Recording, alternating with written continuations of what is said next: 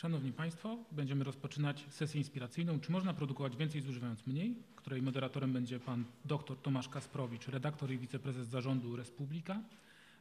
Engelmann, kierownik Jednostki do spraw Zaawansowanych Technologii, Klastrów i Gospodarki Społecznej Komisji Europejskiej. Hans Mayr-Hofer, sekretarz generalny Forum Eko-socjalne Austrii i Europy oraz pani Valeria Ronzitti, sekretarz generalna Europejskie Centrum Pracodawców i Przedsiębiorstw Świadczących Usługi Publiczne. The inspirational session, How to Produce More with less land, less water and less pollution, will be moderated by Mr. Tomasz Kasprowicz, PhD, editor and vice president of Publika. The participants are Ulla Engelmann, head of unit clusters, social economy and entrepreneurship at European Commission, Hans Mayr-Hofer, Secretary General, Eko-Social Forum Austria and Europe, and Ms. Valeria Ronzitti, General Secretary, European Centre of Employers and Enterprises providing public services and services of general interest. A round of applause for everyone, please.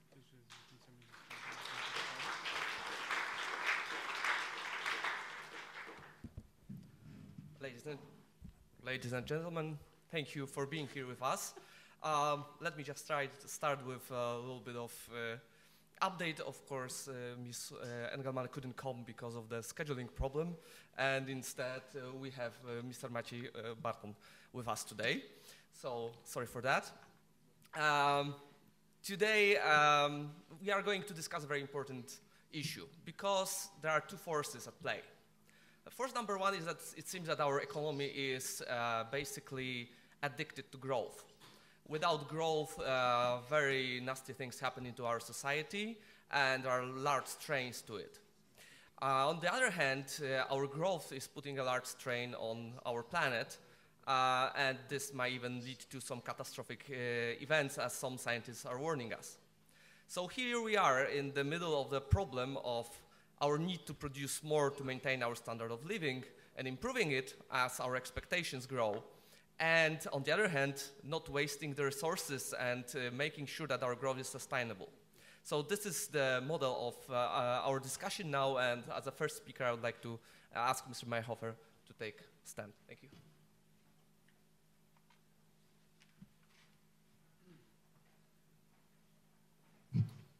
Hello, and yeah, it's good to be here. It's nice to be here at the Open Eyes Summit. Let me introduce myself a little bit. I am Secretary General of the Eko-Social Forum.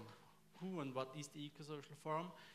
The Eko-Social idea was invented like 30 years ago by Josef Riegler, and he added a very important point to the social economy. It was the ecology part. So we believe, we trust, and it's our task to maintain sustainability, focusing on those three, you already know those, very important pillars. So the Eko-Social Forum, we do eco-social market economy. We improve, or our aim is to improve the quality of life for all today and tomorrow. We are focusing on the balance of environmental, social and economic objectives, as I mentioned before. Eco-social means economic activity with an intergeneral sense of responsibility. What we are talking here about is which kind of planet do we leave for our kids and grandchildren. In a nutshell, we are focusing on the substitution of fossil energy sources by renewables. We are promoting innovative, sustainable entrepreneurship. We are promoting eco-social tax reform, and we are standing for multilateral trade agreements. Those we do via research activities in all those sustainability areas.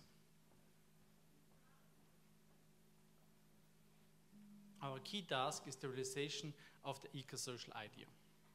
As I've been talking about the replacement of fossil fuels and fossil goods. We are focusing on a very important part, like we call it bioeconomy. We heard today already something about circular economy, and bioeconomy is based on renewables on a wide source. What is needed for getting these realizations, we need both public awareness. We are going for support on all political levels, and that's a very important thing we would like to, what we are doing is, we are working with best practice examples for convincing to our idea. We'd like to draw a positive vision. We do not believe in scare people with terrible pictures. We want them to go with us and to go for a vision with us. What are the great challenges?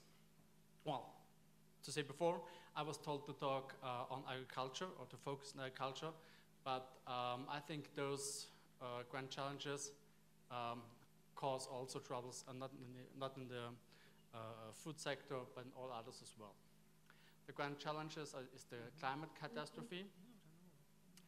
You are aware of the grand fires in California, the storms in Italy, the fires in Sweden. We had now recently a big storm in Carinthia, which cost about 120 million euros, caused by one storm in one night. So those are this is in my opinion the most important challenge we have to deal with. The growing world population. One thing that will grow, and scientists are sure and agree on this point, the population worldwide will grow. Water security, resource scarcity, quality and quantity of soil is one important part. We are losing soil in a very high dimension. We are losing soil especially concerning on climate change, but also on sealing with our building activities, especially in Europe. In the other parts of the world, it's all about climate and climate change. Yeah, the overexploitation and the acidification of the oceans is one very important and very scary if you think about how many people rely and depend on the ocean as a source of food. That's a very important and very scary scenario we have to cope with. The global grand challenges and the agriculture. As I mentioned, rising global food demand. Every second developed population statistically grows by 2.6 people, and the FAO and the United Nations, FAO is a part of the United Nations, are counting on 12 billions of people until the 2100. So that means, in the meaning of food production, we need to produce about 50% more as we produce nowadays. Climate change, I talked about it already. Growing need for renewable raw materials. Those people will not just eat, those people will also go for a higher living standard, and those people have a right on a higher living standard. And this living standard has to be filled with materials. We think those materials need to be renewable and have to grow on our fields and in our woods.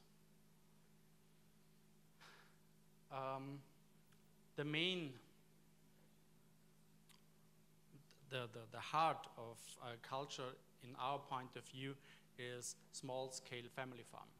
Why small-scale family farming? Because 70% of our food worldwide is produced in small-scale family farms. Why that?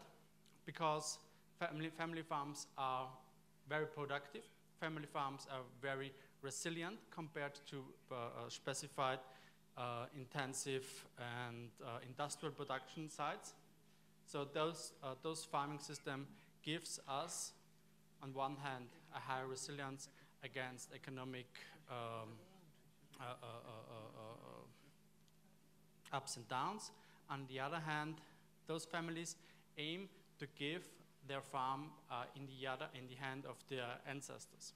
So they want to give the farm in a good or even a better shape to their children and grandchildren. So that also implies that the sources or that the way of the production needs to be sustainable. Sorry? How to produce more with less was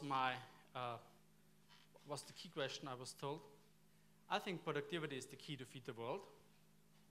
I focus now on two sides. The one side is the how to feed the world, and the other side is how to maybe find a way for European agriculture system. Productivity and sustainable intensification are the keywords in here, not just for the FAO, also for us as the Eco-Social Forum. Two things, I just took two examples, corn yields in South Africa, which is in Africa a very, well, more or less high developed system with 2,800 kilograms per hectare. Austria, we have about 9,000 kilograms per hectare. Some farmers do reach about up to 15,000 kilograms in corn yields in Austria, which is, yeah, pretty good. For example, cassava, which is the African potato, in Mali 16,000 kilograms per hectare, in France about 43,000 kilograms, 43 tons per hectare. What am I talking here about? I'm talking here that those production potentials are also in African soils and in African, is reachable for Africa in a sustainable way. The sustainable intensification and smart agriculture. The smart agriculture system is a thing we developed like 2 years ago. We think smart always focuses on the farmer in the middle and the farmer as decision maker.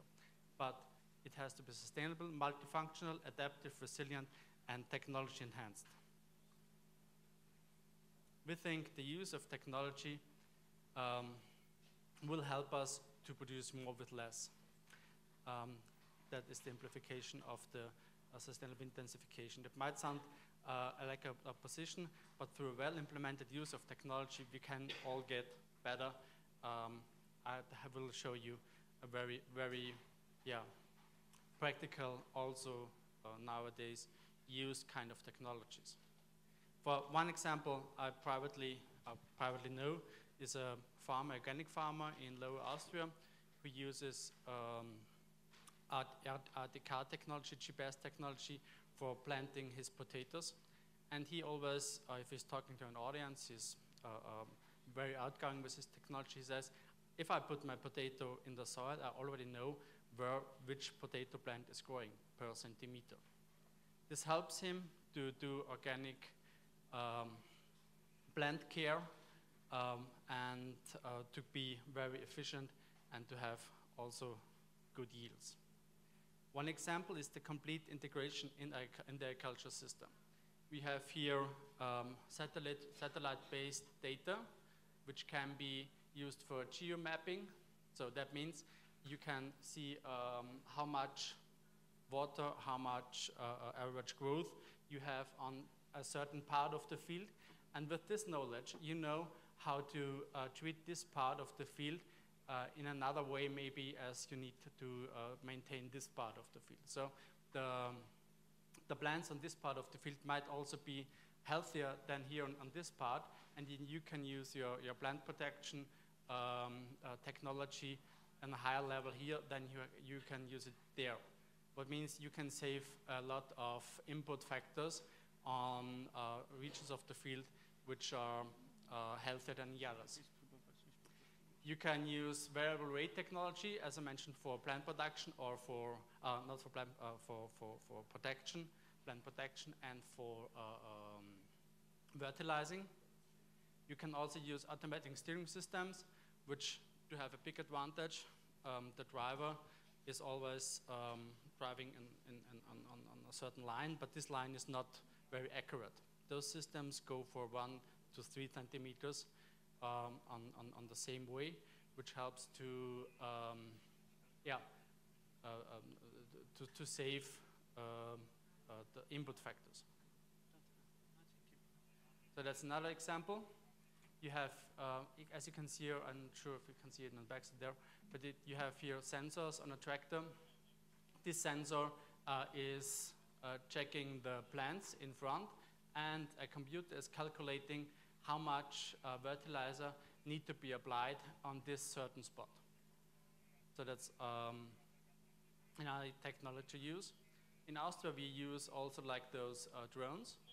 We use drones for setting out PD, Bacillus thuringiensis, to fight a certain maize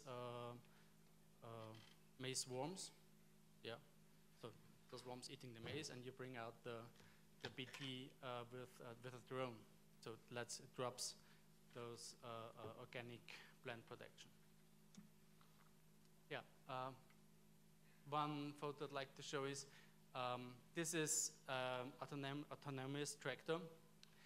Those models or these prototypes are now tried out in Canada. Well, that might not be a vision for Europe, because those tractors need a lot of fields, and who knows if they want to go home, where they go to. And, but I just wanted to show what's possible. For European family farming, I think diversification needs to be a major focus on. I think, and we believe that a good and well-trained, educated farmer is able to take his chances on a niche market on very special products. I show you from two examples. This is actually from my hometown in Lower Austria, Mandelsiegenhof. This young farmer, he kicked out the cows and bought goats, and is producing high-level cheese with a very good marketing and a very special market niche. And he's doing really well. Hut and Stiel, that's mushroom, eatable mushrooms on coffee grounds. That's a startup in Vienna.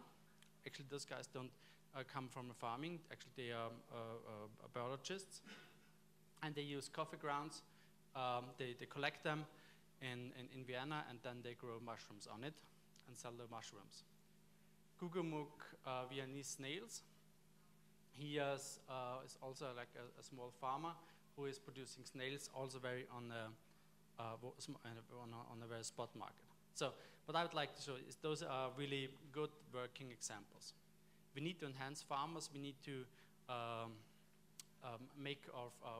we need to educate our farmers so they can look for those chances. On one hand, a sustainable intensification. On the other hand, a diversification of the production and a good marketing accompanied within, so they can be very successful. So, thank you for listening to me. I'd like to tell you it's 7, 6, 5. I'm good in time. Thank you.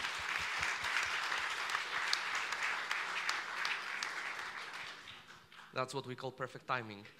You told me that. Yeah. Thank you for the presentation. We are to talk about how to produce while using less. We've seen a lot of high-tech that can be used to produce more, maybe using less, fertilizers, for exactly if we know how much to apply it. Yeah. But what struck me in this presentation was the distinction between the yields in Europe, where we already produce a lot, and then we are trying to produce even more with the most high-tech possible, while in the other places, that's not so much the case. And on the other hand, in Europe, we throw away a lot of food. The question is, do we really need to produce more here, where we have enough or even too much? Or maybe we, as Europeans, should strive to give our proven technologies to places where they actually need that. That's what I would like to, that's what I wanted to say. To those technologies may help us to reduce our CO2 footprint. I think they will help us to be more professional and to produce maybe the same on a lower input level. I think that's a very important part. So we need to get, well, my personal view is we need to get rid of this system, organic and conventional farming. I think both sides can learn from each other and can use technologies the other one is using. So, but I think, and that's the global goal is the sustainable intensification. That's a must do, that's a have to. And talking about European production, I truly believe that if we're talking about getting rid of fossil fuels, we need to talk about energy and raw materials from agriculture. So I'm sure about that we will need every square meter of agricultural and forestry land to fit our needs. Well, we remember this trend of replacing the fuel with biofuel, so-called. And the result was unintended to a large degree. The food prices went up so much that actually it caused some unrest in certain places of the world where the food prices are important. For us, Europeans, when the food price goes up 10%, well, we can live with that. For people in Northern Africa, on the other hand, 10% up means, well, hunger in general. And as a result, we may have some things like Arab Spring, that was basically the direct result of this trend. So the question is biofuel or maybe some other ways of getting rid of fossil fuels? Any ideas about that? No, not really. Okay. Dobrze, dzień dobry. Szanowni Państwo, jest to duży aspekt etyczno-moralny. Czy ziemia, która jest pod uprawę rolną, powinna być również stosowana do uprawy, czy do uprawy rzepaku, do produkcji paliwa. Także tu powinniśmy sobie zastanowić się nad etycznym aspektem tego założenia. Uważamy, że w przypadku, gdy w Europie marnujemy około 95 kg żywności, średnio każdy Europejczyk z nas marnuje, pytanie, czy produkcja biodiesla na większą skalę jest nam potrzebna na ten moment, czy nie lepsza by była na przykład energia elektryczna i dalszy jej rozwój. So there's still a question where to take the electrical energy from. Yeah? That's of course the question to take, where to take the electrical energy from, but I think history told us that there will be times of transition, and those times of transition need to be bridged via certain technologies. So if you're concerned that if you think of the car is for I just know the Austrian numbers. In Austria, for 80% of the person, the car is number one investment. So the investment or the car is a very high-rated good for 80% of the people. So they spend more money on their car than maybe some as they do on living. As we think about 12% of the household incomes in Austria are spent on food and even more on transport. So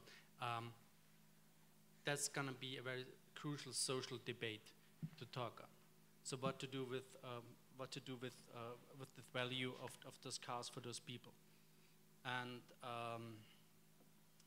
I think to use renewables from the field as we can produce it here in Europe on rapeseed for especially, which helps us on the other hand to work on the protein balance, where we have a big lack in Europe. So I think we can do it in a very sustainable way. It's not like we have to import from oil seeds from Indonesia, where they cut down the forests and plant those oil seeds. That's absolutely no sustainable way. But we need to, what we can prove, what we can look on, where we can control the system. I think we need to do that in Europe. It helps us to maintain or to build up labor and workspace for people on one hand, and makes us more independent from oil. You talked about the regions there, and the thing is, if we help those regions to build up their own food production in a certain way, they will not react that sensitive to market changes as they did that time. And that's the big problem. They were depending on corn from the US. Yeah, I don't know if it's politically correct, but actually I have a question, not a comment. And it's because I come from a very different sector. You will see from my presentation, I represent public services. So it's interesting to see that in a way you face similar challenges my members are facing, because this path towards sustainability is a long path requiring a long transition.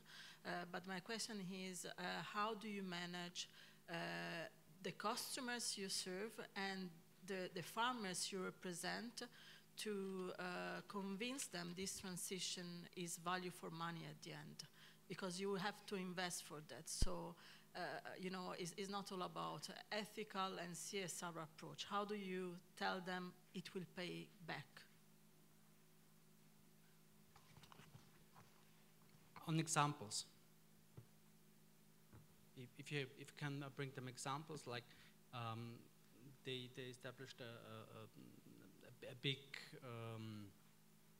facility for producing biodiesel and bioethanol in Lower Austria. This is the working place for 200 people on the one hand. And they can use very low quality on rye, for example, and produce biodiesel on one hand, and DDGS, which is a protein product on the other hand, which can be fed to the to other farmers. Yeah, not the farmers, maybe the pigs. Yeah. Well, looking at the climate change, we've been discussing all this problem we are facing, not only the forest fires, but also the migration problem that we are having right now. This, of course, a direct result of the conflict in Syria, but it's indirectly caused by the rising temperatures in the region. The question is, of course, the European Union is doing a lot to, as compared to the rest of the world, to help with the climate change. At least we don't deny climate change. That's something. We are trying to do something about it. However, the European Union still is a small portion of the world. And we've seen a lot of cases when we got rid of some heavy industry that's producing a lot of gases that contribute to the global warming, but they just are moved to the outside of the Europe, and basically for the entire planet nothing's changed. Question is, how can we try to convince others it's also in their best interest, because we cannot do anything alone, everything alone. Yeah, I think that's the key question of our generation. If I could answer this in an easy way, I would be very happy. I think we Europeans, we have a very, very high value-based policy, and I think the best thing is if we go if we go forward, if we are a good example for others. We cannot push anyone. We don't want to push anyone. Well, that will cause international trouble. So that's not the way Europe is going in the future. But I think if we stick to our European values, if we live our European values, starting from democracy, as we heard today, down to environmental, social issues, and we maintain our high living standard, so that could be a good example and a good, something others could aim for. And those migrations, the migration will happen. Those people also want to come to Europe. They don't want to go to China, where the growth rate is about 8%. No, they want to go to Europe, because that's the place to be.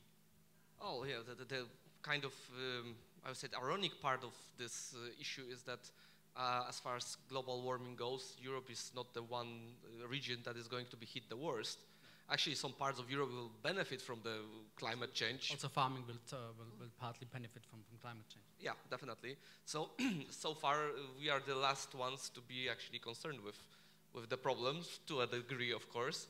But it seems that it's not really symmetric at this time. We did a conference with Monique Barbu, who is working for the United Nations, and she showed us a map of Africa, where the most where the most soil is devastated and where the desertification is going on as fastest. If you take this map, this environmental map, and you take a map from Africa where you have the centers of Boko Haram working, those fit 1-to-1. So the environmental problems cause social problems. And I think it's all in Europe's interest to have to live in a safe world. Thank you very much. I think it's the time for next speaker, and I ask Mr. Barton to take the floor. Thank you.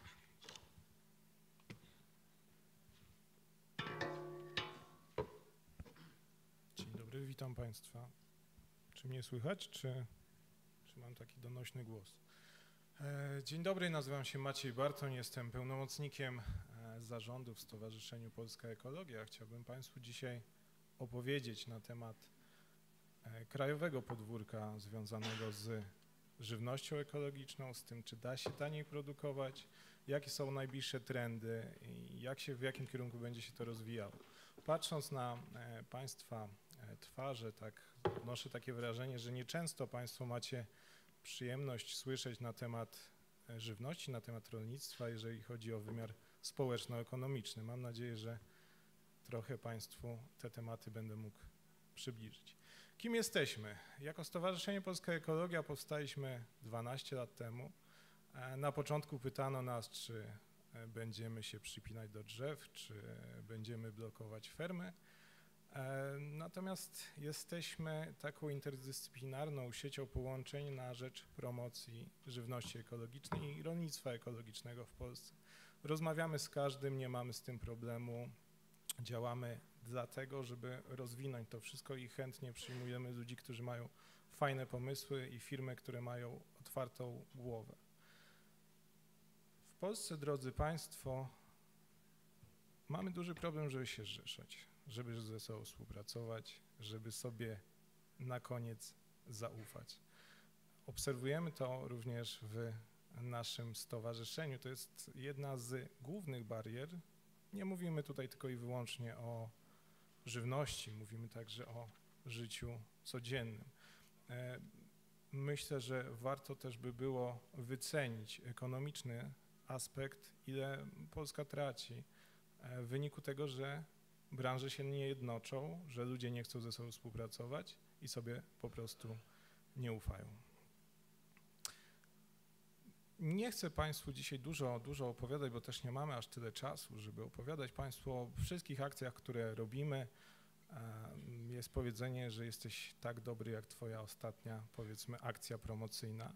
Naszą ostatnią akcją promocyjną była promocja żywności ekologicznej na Darze Młodzieży. Kojarzycie Państwo Dar Młodzieży, jest statkiem, który wypłynął w rejs dookoła świata. I siedząca tutaj osoba na tej sali, prezes naszego stowarzyszenia, już nie będę go pokazywał palcem dzisiaj, wpadła na pomysł, siedząc kiedyś u nas w biurze, powiedział, no piękne wydarzenia artystyczne, piękne okoliczności przyrody, piękne okoliczności tego statku, pięknie pokazana historia, brakuje tam tylko i wyłącznie żywności. I ja powiedziałem na początku, że to jest bardzo szalony pomysł i bardzo trudny pomysł. Jak my to wszystko zorganizujemy, zrealizujemy, jak my to wszystko zrobimy, pozyskamy na to środki. Okazało się, drodzy Państwo, że się da. Chcę Państwu tylko przedstawić krótki film, gdzie Państwo będziecie mogli zobaczyć, w jaki sposób promujemy z rejsu akurat w Singapurze i Indonezji i przejdziemy dalej.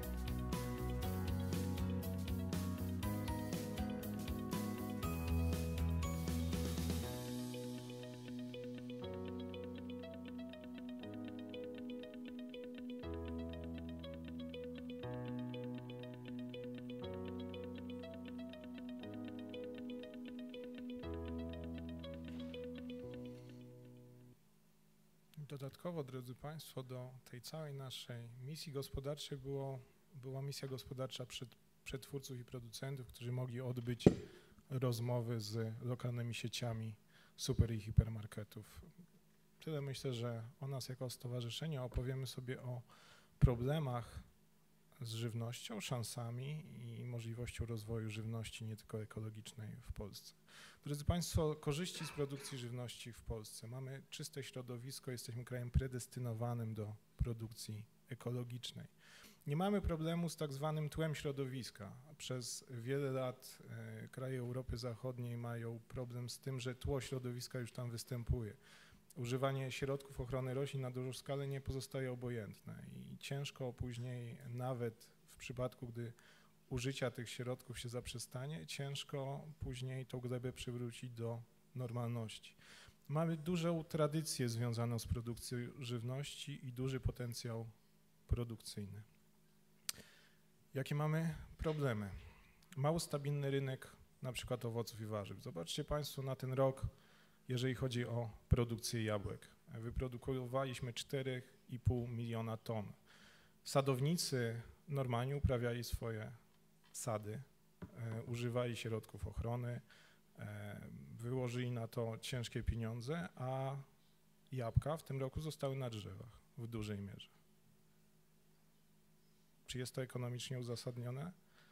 No niestety nie. Rosnące koszty pracy, problem z pozyskiwaniem pracowników dla przemysłu spożywczego, brak edukacji na temat żywności oraz brak patriotyzmu konsumenckiego, takiego zdrowo rozumianego patriotyzmu. Patrząc na cały rynek spożywczy w Polsce, będąc na forum parę miesięcy temu w Katowicach i występując na panelu związanym z żywnością, wysunąłem taką tezę, że wszystkie sieci handlowe, jakbyście Państwo zobaczyli, w większości mają te same produkty w dużej mierze. Te produkty różnią się tylko ceną ze względu na to, jaką cenę wynegocjowała dana sieć handlowa. Czy ten napój będzie kosztował tyle, bo dana sieć ma 3000 sklepów, czy ten napój będzie kosztował nieco mniej, nieco więcej, bo dana sieć ma 1000 sklepów. Drodzy Państwo, i tu się wysuwa nasza produkcja ekologiczna. Rolnictwo ekologiczne jest takim kontrapunktem do całej produkcji spożywczej w Polsce. Nie jest to jeszcze duży procentowo rynek w Polsce, bo to jest zaledwie 2-3%. Natomiast w krajach Europy Zachodniej, gdzie o rolnictwie ekologicznym mówi się od 40-50 lat, a nie tak jak u nas od 14-15, te kraje są dużo bardziej rozwinięte i tam sięga to w granicach 20-30% całego rynku. Rolnictwo ekologiczne pokazuje nam trendy, w którym kierunku będzie podążała produkcja spożywcza w Polsce. Plusami takiej produkcji jest produkcja z poszanowaniem środowiska, czyli nie stosujemy środków ochrony roślin. Produkcja również z poszanowaniem zdrowia ludzkiego. U nas, drodzy Państwo, badając żywność, sprawdza się i porównuje się do pewnych norm, które są normami europejskimi przyjętymi w nomenklaturze. Natomiast badając żywność na przykład w Niemczech, obliczamy przyjęcie, ile taki mały przysłowiowy Hans w wieku od 2 do 5 lat może zjeść jabłka. Obliczamy tak zwany wskaźnik ostrej dawki referencyjnej, czyli ile on może przyjąć tego jabłka, żeby mu to nie zaszkodziło. W tym kierunku idzie świat i takie są trendy również związane w żywności konwencjonalnej, związane z brakiem pozostałości. Uważamy, że oczywiście minusem rolnictwa ekologicznego są niższe plony uzyskiwane z hektara. Ale tak naprawdę na koniec dnia producentowi, rolnikowi ekologicznemu zostaje wyższa marża uzyskiwana ze sprzedaży produktów ekologicznych. Tak się zastanawiałem, tak dyskutując z żoną, robiąc tą prezentację, żona powiedziała mi, jeszcze zdjęcia naszych psów wrzuci, będzie super, jak masz pokazywać te zdjęcia. Oczywiście nie wrzuciłem, ale się zastanawiałem. Natomiast tak, żeby nie było bardzo rolniczo, bo widzę takie zaszokowanie na twarzy I postaram się Państwu ekonomicznie i społecznie wytłumaczyć, czemu wkleiłem te dwa zdjęcia. Ta kudłata świnka to jest tak zwana świnka z rasy zachowawczej, jest to świnka mangalica i ta świnka rodzinnie pochodzi z Węgier. Było jej w pewnym momencie około 30-40 sztuk na Węgrzech. Powstał wielki problem, Anglicy zatracili swoje rasy rodzime, a nagle to wybuchło. Jakbyście Państwo dzisiaj wpisali sobie w Google mangalica, to nagle wyskoczyłoby Państwu mnóstwo stron z Polski i mnóstwo stron z zagranicy. Jest wielki boom na tą rasę i ona się bardzo dobrze sprzedaje, znowu z większą marżą w porównaniu do tego przemysłowego rolnictwa. Niżej dałem taką naszą polską świnkę, tą ciemnoburą, czarną. Jest to rasa puławska. Też Państwo możecie rzucić w Google, poczytać sobie na ten temat. I zobaczycie za pewien czas, myślę, że za rok, może 2 lata, na półkach sieci sklepów zobaczycie to, że nie tylko to, o czym mówił pan dyrektor Ronzitti z Departamentu Jakości i Promocji i Jakości Żywności, że systemy w żywności są potęgą i są wyróżnikiem, gdzie koszty się zwiększają, trzeba się czymś wyróżnić. My jako Polska nie będziemy ciągle konkurencyjni tylko ze względu na tanie koszty. Dlatego musimy mieć oczy otwarte i głowę otwartą na te zmiany, które nas tutaj czekają.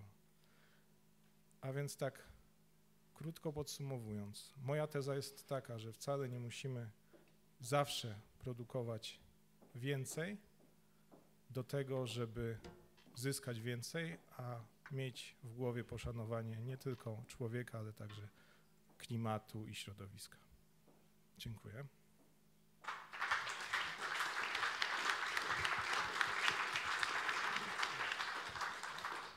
Dziękujemy. Ja tutaj wystąpię trochę w roli adwokata diabła. Tak? Mamy produkować więcej, zużywając mniej zasobów. Jak wiemy, rolnictwo ekologiczne zużywa więcej gruntu, żeby wyprodukować tą samą liczbę, taką samą ilość żywności. Przeniesienie dzisiejszego rolnictwa w całości na rolnictwo ekologiczne wiązałoby się z jakąś tam katastrofą ekologiczną, ze względu na to, że trzeba by pozyskać tak dużo gruntów ornych pod tą całą produkcję. Do tego, jak się człowiek wczyta w badania naukowe, tak, i zobaczy, czym się różni żywność ekologiczna od nieekologicznej, to się dowie, że jeśli chodzi o zawartość różnych dodatkowych wartości odżywczych, dziękuję, jest powiedzmy marginalnie lepsza. Jeśli chodzi o wpływ na zdrowie, takich różnic właściwie nie udało się jak do tej pory wykazać, więc proszę mnie przekonać. Chyba nie było takich badań. Były. Bo badania kliniczne są bardzo drogie. Ale to nie kliniczne, to były badania na dużych populacjach. Okej, w porządku. Więc proszę przekonać, że jednak to rolnictwo ekologiczne to jest coś, biorąc pod uwagę nasze ograniczone zasoby, w co warto inwestować i warto kupować. Drodzy Państwo, to może zacznę też nieco odwrotnie. Znowu Państwa jakoś tam będę musiał skrzywić, tym razem krowami. Wydajność krów, które przychodzą do Polski, wynosi około 12 000 litrów rocznie. Tyle produkuje krówka dobrej jakości według Polaków i ona według polskiego rolnika. Natomiast u takiego samego rolnika w Belgii lub Holandii wystarczy 7 czy 8 tysięcy. Czemu wystarczy 7 czy 8 tysięcy? Bo w skupie to mleko jest droższe ze względu na zawartość białka, ze względu na zawartość tłuszczu i to, co jest powyżej, zupełnie się nie opłaca. Do tego się dokłada. To jest produkcja czystej wody. Gdzieś na koniec dnia w tym wszystkim kłania nam się również ekonomia. Czy my musimy spożywać tak dużo żywności, która jest dostępna na rynku, to raz. 2, czy ja nigdy nie twierdzę, że zresztą organizując takie szkolenia mówimy, wystarczy, że co 10 z Państwa przejdzie na produkcję żywności ekologicznej. Tak mówimy rolnikom. Nie chodzi nam o to, że rolnictwo ekologiczne będzie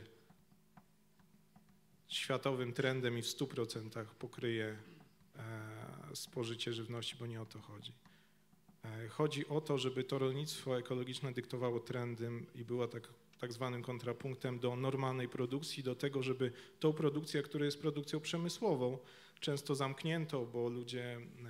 Proszę zobaczyć kolejny fakt. Czemu w tej chwili wycofywane są jajka o numerze 3 ze sklepów? Z chowu klatkowego. Dlatego, że ludzie dbają o dobrostan zwierząt, już gdzieś ich to krzywdzi etycznie.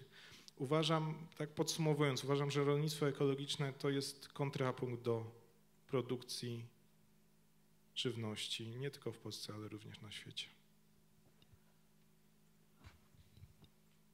Yeah, thank you very much. I'd like to add some things. If the data is right, I think in Poland there's about 4% of organic production concerned on the area. In Austria, we do have about 20%, so 21% is it recently. So I would like to say is Austria has the highest organic production in Europe, actually worldwide. There's just one country worldwide who has a higher part in organic production, and these are the Falkland Islands. So, to have said that. I think it's not about, organic production is not about being much healthier, being much, having more impact on the consumer. It's an ethical thing. I think to have organic production always has to maintain higher levels and standards. So you mentioned already the animal welfare standards, and also the input of pesticides. Also in organic production, there are pesticides used, other pesticides than in the conventional production, but they also use pesticides for fungicides for example, or insecticides as well. On the other level, but I think it's not an either or. I think we need both. I think we have to act more consumer related. If a consumer wants to have organic eggs, so please provide those organic eggs on a higher, of course, on higher price, because the output level is about 50% in average. In Austria, it's the calculation 50% lower than on conventional production. So it's a consumer-related discussion we have to focus on. Jeszcze zobaczcie Państwo na jedną rzecz. Zobaczcie, jak jajka zdrożały, cały rynek jajek jak zdrożał. Nie wiem, czy Państwo odczuliście, to zauważyliście, że nagle jajka w sklepach nam podrożały. Zrobiła się duża afera na świecie związana z fipronilem. Nie wiem, czy znowu nawiążę do zwierząt, tym razem do psów. Jeżeli ktoś ma psy i stosuje obroże przeciwko kleszczom, to w tych obrożach jest środek zwany fipronilem. Ten sam fipronil był na dużych fermach i później był duży problem, nagle w Europie zabrakło jajek. Nie było skąd sprowadzać, cena jajek wzrosła nam bardzo, bardzo mocno do góry, gdzieś 30-40 groszy, prawie do 60-80. I to są problemy związane również z bezpieczeństwem i zaufaniem konsumentów. As we are nearing till the end of the discussion about the agriculture, there's one thing we probably can agree on is that technology is the way to produce more with less. A lot of technology we've seen in your presentation.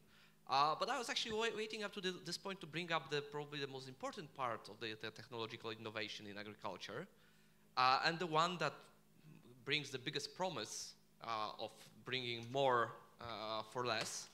But we are really reluctant to use it here in Europe. And I'm talking about genetically modified organisms, of course. And the question is, first of all, why? And second of all, is it wise?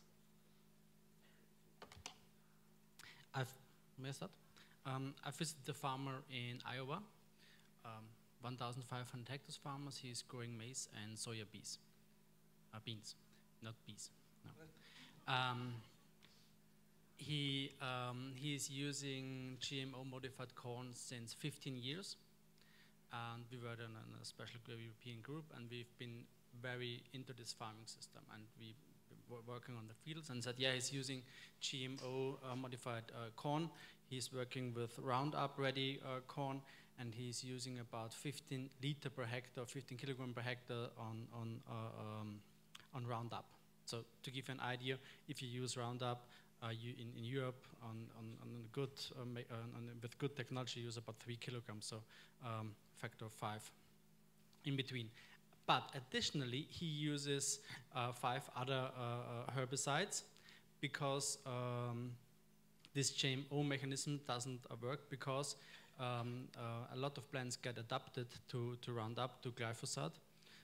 And so he is using glyphosate, ready corn on one hand, he uses glyphosate, and on top of it, he uses other products for keeping his corn clean. So this old technology, this old GMO technology with the relation on with this connects on certain products, and I'm talking here about Roundup, which is the most popular one, that's old technology. But I think what we should think about, especially concerning about organic production in Europe, is to talk more about CRISP and other technologies which are now on the way. As we do not use CRISP in Europe, CRISP will be used worldwide, and there's no way to get to identify a product which is produced on CRISP compared to other products, because it's more or less mutagenese, free. Yeah, of course, the second generation of GMOs is coming. When we've been using it for like last 50 years, anyways, in Europe freely for a long time. Just this wave of technology that's somewhat scrutinized for whatever reasons. And of course, we are not talking only about Monsanto and Roundup, because there is so much more types of GMOs around. For last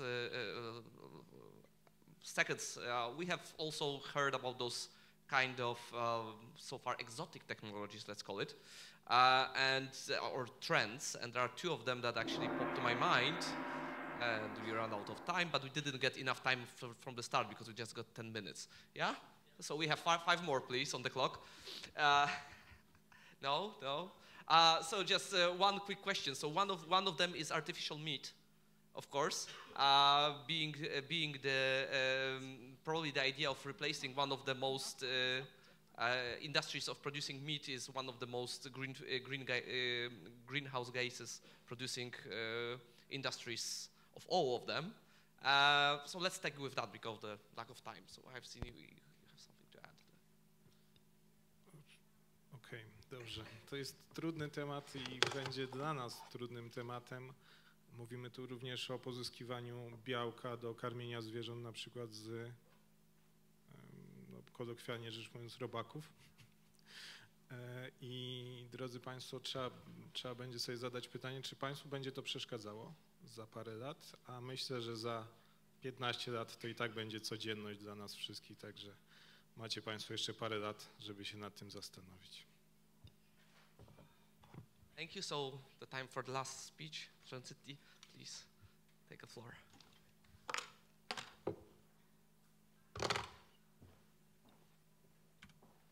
Thank you very much. It's very interesting to come and speak after 2 very different sectors compared to what I represent. So I start with a very, very scary news. I don't have slides. You will have to listen to me and not to look at the screen, which is a kind of challenge seen also at the time, because I think some of you are starving for food, but so I will try to meet the challenge. Still, just 2 slides. I think the first one explain, who we are. I represent service of general interest, or maybe without using Euro speaking, is public services, the kind of services you use on your daily life, being transport, water, heating, but also healthcare, social services, education. And I'm really, really pleased to have been invited to this summit. It's the first time my organization is represented. And I'm already refreshed very much because I see here a lot of inspiration and real vision from the future that not always we see in Brussels, where SIP has its headquarters, because we do represent services of general interest on a daily basis for all European companies, but based in Brussels, because that's where EU policy making is done. Sometimes I would say I'm afraid, because we are sometimes close to the local level, so I really liked the first inspirational speech of this session, stressing the importance of the local level. To give you a bit of numbers about how many enterprises we do represent, we represent 500,000 of them, contributing to more than 26% to the EU GDP, and our members employ roughly 30% of the European workforce. To be even more concrete about what we do represent, I can start with the question of how many of you came today with public transport. How many of you did have this morning a warm breakfast? How much water have you used up to until now today? And how many of you have charged their mobile phone or are just looking at their email just now while I'm speaking? So all this seems to be natural, but behind that there is a complex and a high strategic logistic we are managing, or maybe our members are managing for you at the local and national level on a daily basis. That's all about essential public services. And for us, this session is all about how is about how to produce more with less, translated to our sector. So it was so interesting to listen to a different one before my intervention, is how we can keep providing high quality essential services to citizens in a context of climate change, but also tight budgets, because this is the second big challenge we face. It's not only about climate, in our case it's about also having the means to react to those challenges. All this also by modernizing the way we deliver our services. Because indeed, the modern public services we represent operate on a 24/7 basis, so on a constant basis, 24 hours a day, 7 days a week, all year round, and contribute to daily life of citizens, creating not necessarily productivity and growth, but well-being and social inclusion, which are values and products that are sometimes difficult to measure. This difficulty has become even bigger since 2008, where the economic and financial crisis made our members struggle really with massive budget cuts.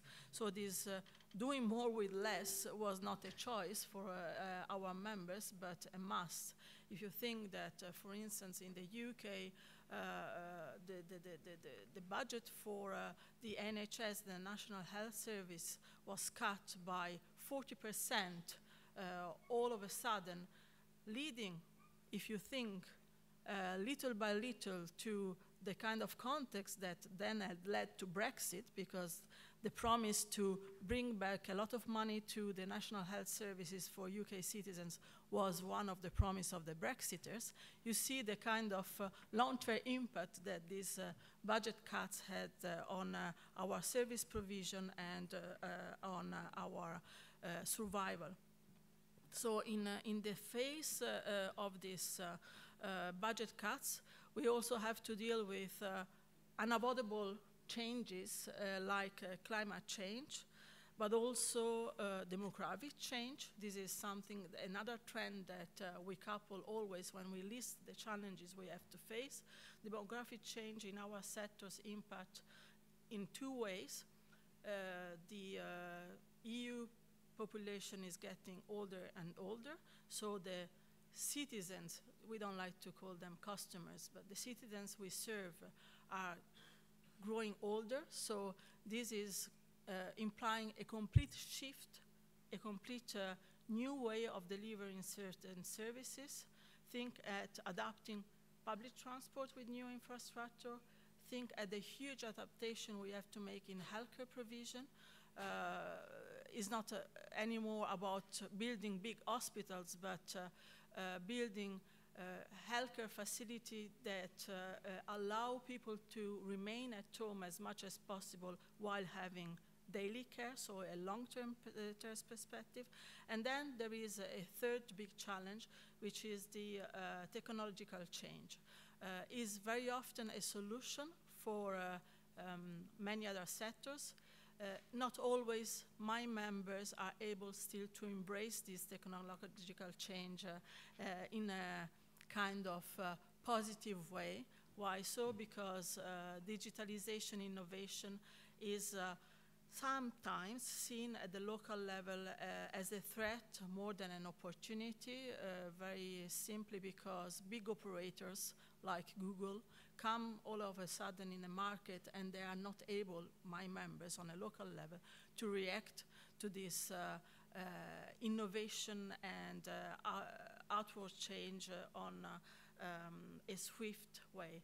So I would like, why I made this big introduction, because I wanted to show you that we are facing the climate change as one part of a bigger picture, and the must for us is that we don't have much choice in choosing how much public transport to produce or not, how much healthcare to provide or not. We have to do it because it's a kind of must local and regional authority empower our members with, so the level of services need to remain whatever the external condition, I would say.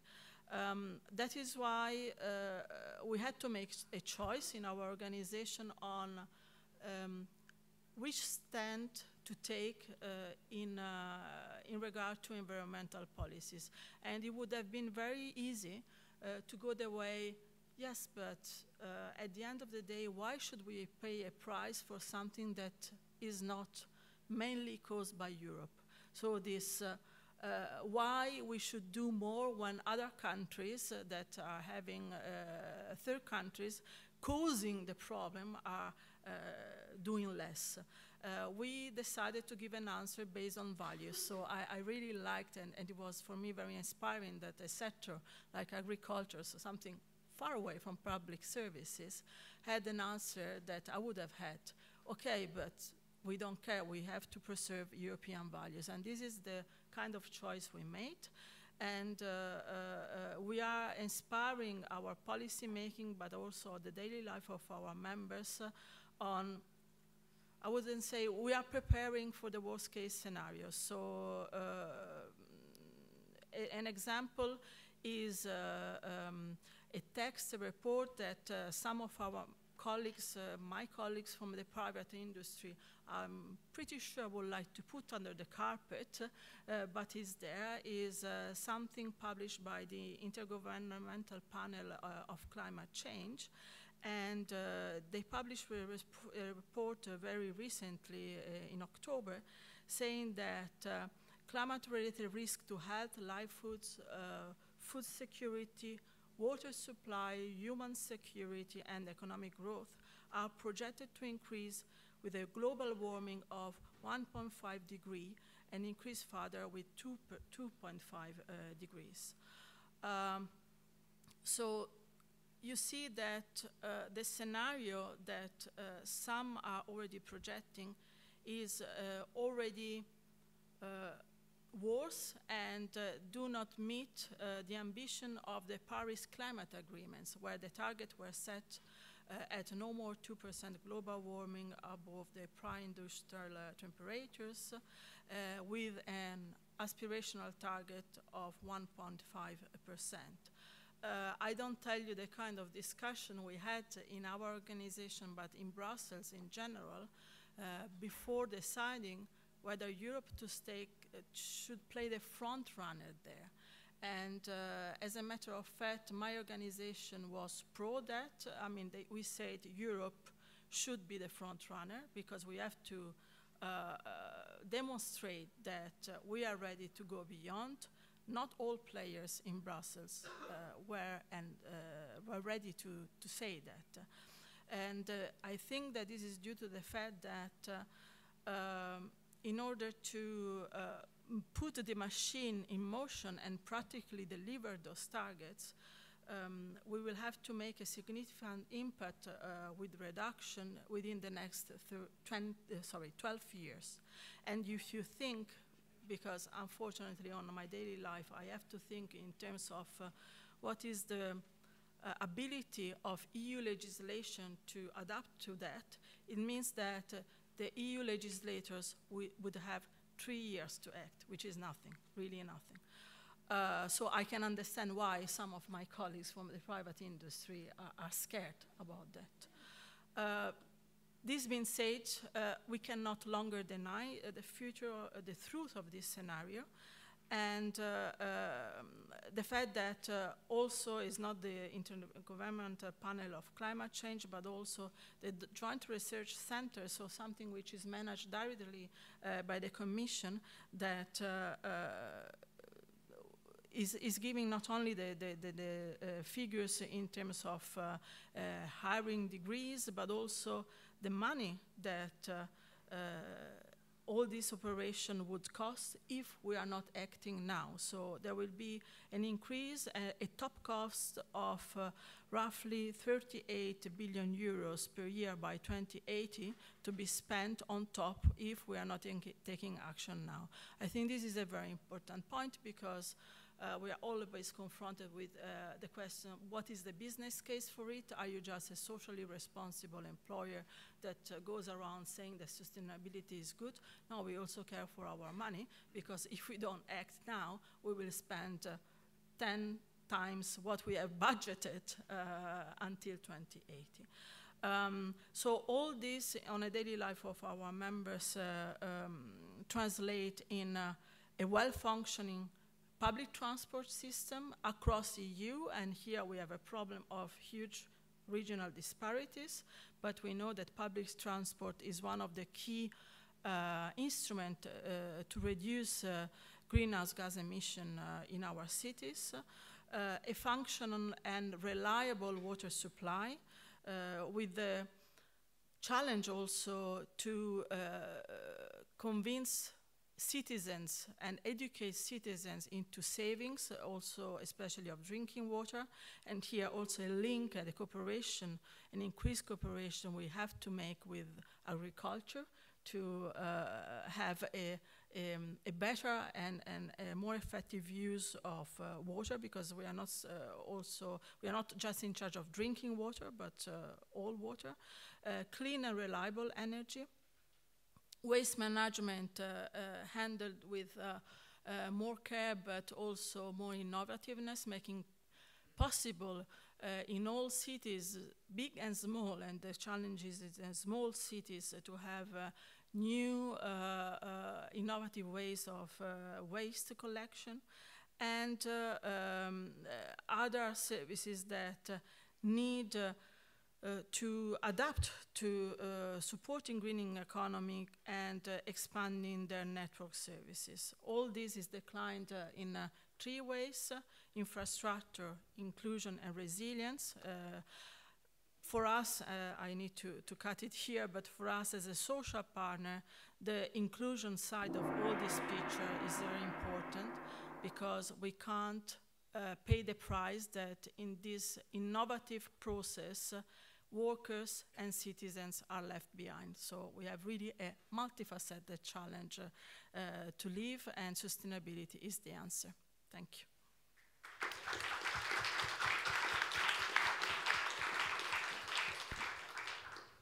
Thank you very much. That's a completely different perspective. There are two main points I would like to discuss. First one is, of course, to provide more in public services with less. Again, we need technology. As a client of many of the public services companies, as everybody is, we are basically faced on a daily basis with the inability of those providers to adapt the newest technology that we would expect to be used, actually. So they are not implemented in a very strange way and not really ergonomic and so on and so forth. But that's one thing, that's one problem. And it seems that it's actually an opportunity that will allow us to even increase the amount of services as we implement the technologies. But of course, the other side of the technology like this is the security.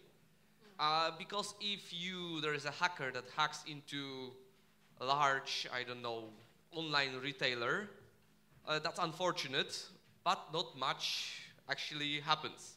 People can buy stuff next day or somewhere else.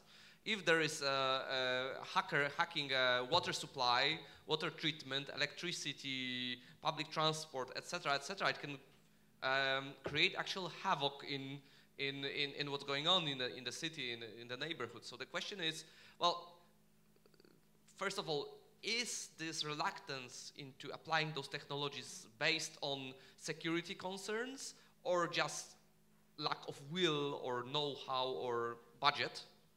And if those are applied, how you look at the security issues? Okay, so I give you, no, I will not give you a diplomatic answer. I give you the real answer. Thank you. Because there are no members in the room, no.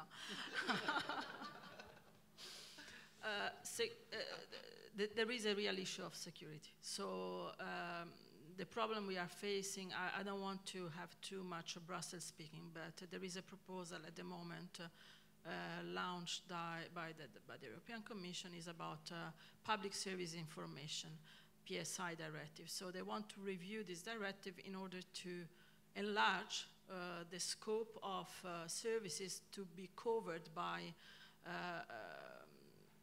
giving out those data.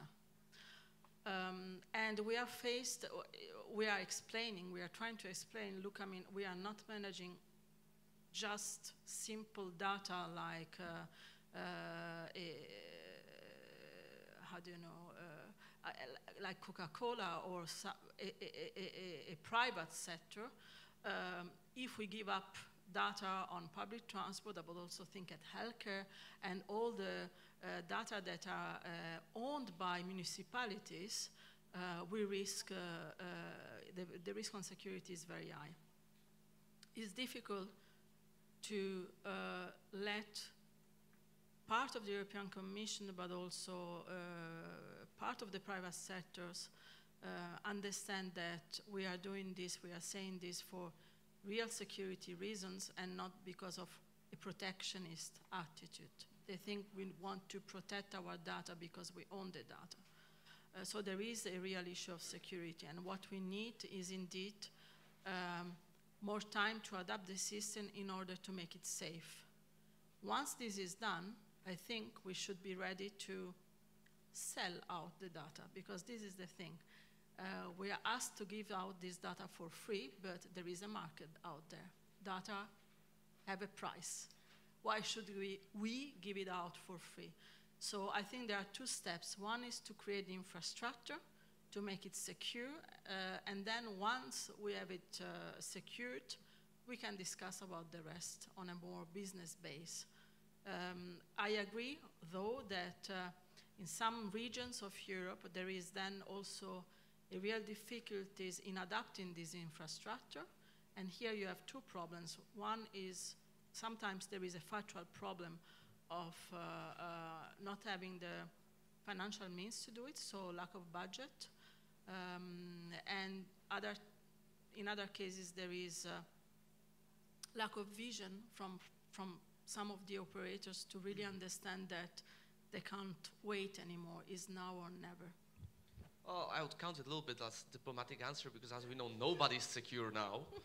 So basically, the data will never be completely secure. So that's basically never. The second issue is something you already mentioned, meaning aging society.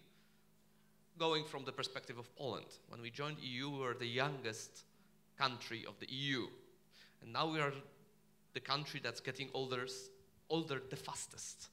Yeah, so this means structural change, also, let's say, in principle for public services, because this changes completely the perspective. And as we know, the public services are not quick to react to what's coming. So the question is how big of a danger we are in some kind of systemic failure at some point when the average age will be so high that we won't be able to serve the basic needs of those pretty often childless or with one child living far away, old people living somewhere not in the city center, let's say. Are we prepared or are we preparing for that? Again, I can't give you an answer that is valid for the whole of Europe. That's the biggest problem we have. It's not even between countries, it's between regions. Is at the core of the mission of my organization to prepare for this change. We have been speaking about anticipation of change since the 90s, because one thing is sure that unfortunately still some public services are slow to adapt, but these trends were visible since decades. So the kind of good side of the picture in this quite dark picture is that we can foresee, we can plan in advance, and we cannot force all the operators to change. They are not alone. One part of the challenging we are facing are industrial relations in public services, because many of the reason why sometimes we are not quick to adapt is that industrial relations in public services are not easy. Is one of the most trade unionized sectors still in Europe, and there is a change of mindset to do not only on the employer side but also on the trade union side. Think at all the innovation required and the fact that also in some public services, even in care and long-term care, platform workers are emerging. How are we adapting to that? So it's not just about the infrastructure, it's about all the organizational setting you need to manage around that, and employers and labor, the industrial relation part of it is one big part of the reason why adaptation is so slow. And of course, a part of aging Europe is the need for young people to come from outside, since we cannot produce them as fast as we would like to.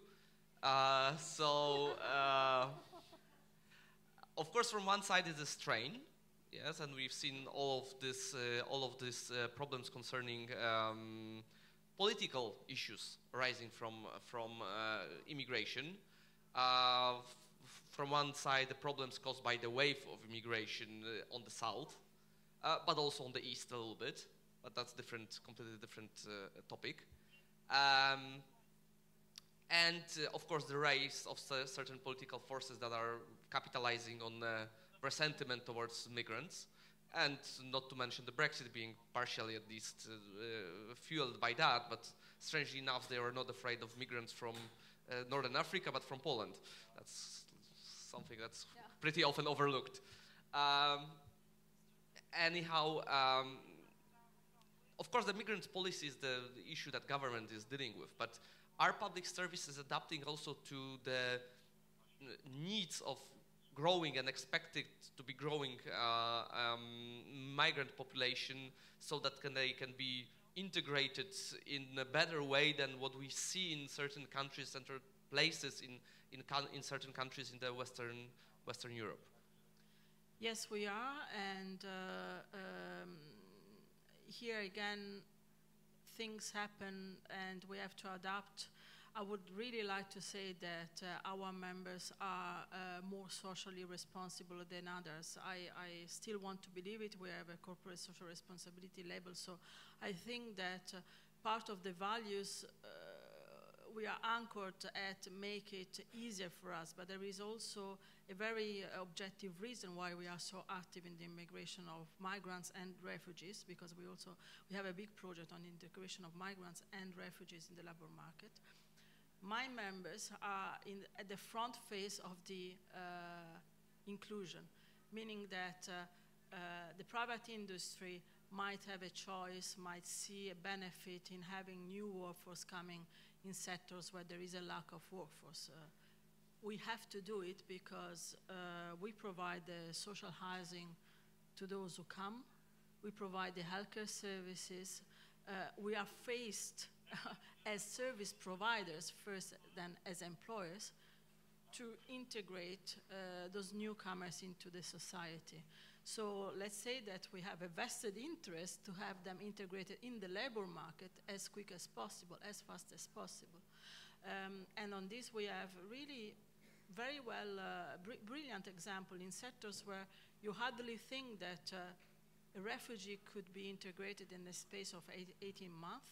My kind of role model here is Sweden, where we have a so-called fast-track project that has enabled school teachers, not healthcare providers. You think, okay, is easier, but think at school teachers of mathematics, of mainly scientific subjects, integrated in a primary or secondary school in the space of 18 months. This is great because it's really a short space. But in Sweden, the government put the money in it, and the local authorities, the local schools put the people in it. So there is a huge network of trainers, training, I mean, first of all, language training, but also civic education, very strong one.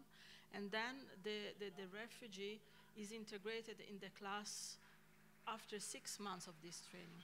So for the 12 months remaining, they are back to back with a usual regular Swedish teacher in front of Swedish pupil, and that is how they are quickly integrated. We have examples so very recently in university where very brilliant new mathematicians are now giving lectures in Stockholm University. So it can happen. Sometimes it happens faster when you are forced to find a solution quickly, but it works. That's an optimistic note for the end of the panel. It seems that despite of various backgrounds, we can all agree that the key to producing more with less and better is technology. And this is, of course, a challenge to do so, but it's also an opportunity to find ourselves things that we can do with better social responsibility, ecological responsibility, while maintaining our standard of living, and maybe even giving some inspiration outside to how those things should be done. So I hope we can finish with this optimistic note, and thank you very much for joining me today.